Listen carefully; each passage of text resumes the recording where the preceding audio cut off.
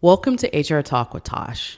I'm Tosh, and this is where I answer workplace questions people often think about, but may not always know how to truly ask.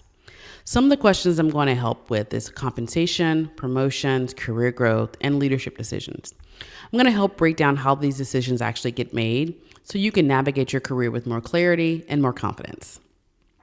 I recently received a question from an employee asking, hey, I've been in my job 3 years, still feel like my raise just doesn't reflect the value that I'm bringing.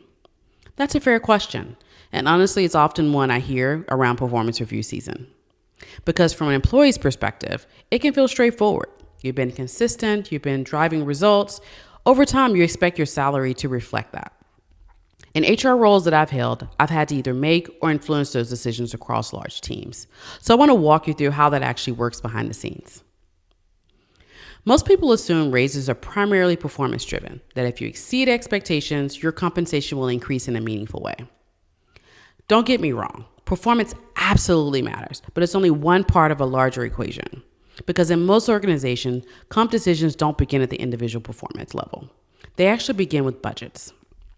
Raise budgets are often set well before a manager actually have those performance conversations. Those budgets are actually influenced by the company's performance, financial goals, workforce planning, as well as cost management. And typically those budgets fall within a narrow range across a team or a function. That means your manager is not just deciding your raise completely from scratch. They're actually working within a fixed pool of money that has to be distributed across multiple employees.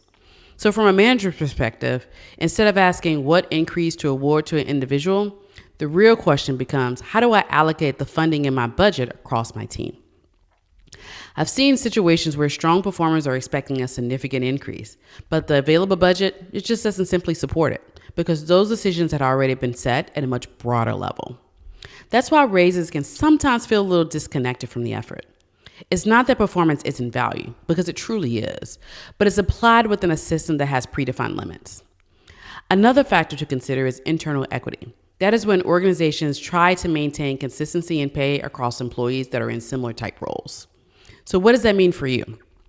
It means that your performance does matter, but understanding that the system matters just as much.